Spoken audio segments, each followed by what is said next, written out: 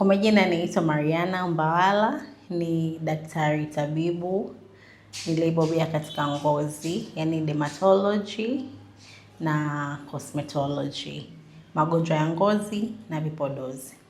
Yes. Kwa leo nitaongelea mainly kuhusu chunusi. Chunusi ni kitu ambacho kinawaathiri watu wengi sana, na kwa bahati mbaya hakuna taarifa sahihi sana za chunusi. Angalau siku hizi kidogo kumekuwa na awareness kuhusu ngozi, lakini ni kitu ambacho bado jamii haina uelewa mkubwa sana. Ni nini, inasababishwa na nini, ufanye nini, je, kinatibika ama kitibiki, na kama kinatibika unatibu vipi, na vitu kama hivyo. Chunusi ni vipele ambavyo vinatokea katika ngozi. Sawa. Viko vya aina mbalimbali kutokana na sababu yake. Yes. Kwa kuna chunusi ambazo zinajulikana sana, zinaitwa blackheads, ambazo kwa medically zinaitwa open comedones. Halafu kuna ambazo zinaitwa whiteheads, ambazo medically zinaitwa closed comedones. Halafu kuna nyingine cystic acne, kuna papules, ziko za aina nyingi. Sawa, zinakuwa categorized either kwa sababu au kwa namna ambazo zinapia.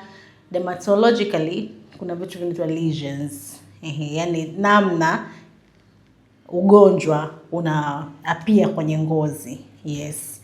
Kwa ndo namna ambavyo tunaweza tuka-identify ugonjwa kwamba huu kutokana na imeonekana hivi, ugonjwa huu unaweza kuwa ni ugonjwa fulani. Kwa hiyo kwenye chunusi pia zinaweza kuwa identified kutokana na vile ambavyo vimetokea ama kutokana na sababu ambayo imesababisha. Kwa hiyo sababu za chunusi ni nyingi sana. Yes, chunusi zinawapata hasa teenagers tunaita. Sana. Zinaanzia hapo. Ingawa zinaweza zikatokea hata kwa umri mkubwa.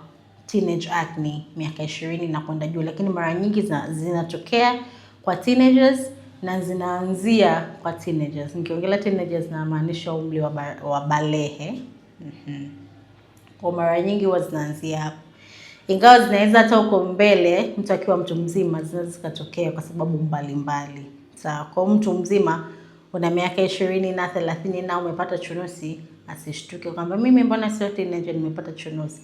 Mwingine anaweza akawa huko chini asipate kabisa chunusi, lakini akifika miaka 30 anaanza kupata chunusi. Akifika miaka 20 na anaanza kupata chunusi kwa sababu nyingi mbalimbali. Kwa teenagers mara nyingi ni ile mabadiliko ya kihormone ambayo inatokea kwenye kuvunja ungo pale ama kubalehe kwa watoto wa kike na wa kiume. Halafu kwa watu wazima ni sababu nyingi sasa. Kuna stress, of course hormones, hasa kwa wanawake ni sababu moja kubwa sana. Kwa sababu hata namna chunusi inavyotokea ina involve sana hormones. Yes. Halafu stress pia inachangia sana. Lifestyle inachangia sana. Vyakula, sleeping patterns na vitu kama hivyo vina mchango mkubwa sana. Lakini pia matumizi ya vipodozi ambazo sio sahihi. Either ametumia vitu ambavyo vimeenda kujaza mafuta katika ngozi yake kama ana ngozi ya mafuta, ama ameharibu kitu tunaita skin barrier, kwamba ndio ulinzi wa ngozi. Kwa ngozi ikikosa ulinzi inapata maambukizi mbalimbali na chunusi ni kimoja wapo. Kwa hasa wale ambao wametumia vipodozi vya kujichubua, vimeharibu skin barrier, then ni rahisi sana wao kupata chunusi. Ama baadhi ya dawa. Kuna dawa zinaitwa steroids. Zinauzwa sana kwenye maduka ya madawa. Gentrizone, Skiderm, Mediven ni dawa ambazo tunazitoa kutokana na ugonjwa fulani. Lakini sasa kwa sababu zina effect fulani nzuri, baada ya muda mfupi wa matumizi, watu wanaona okay, hiki ndio cha kutumia sasa. Akitumia muda mrefu inaharibu ngozi. Inaharibu ulinzi wa ngozi, mtu inakuwa rahisi sana yeye kupata chunusi. Yes, kwa watu wazima mara nyingi ni hivyo, lakini kwa teenagers mara nyingi ni ile tu mabadiliko ya kihormones ambayo asilimia kubwa kadri umri unavyoenda inapungua, inaweza kaisha kabisa.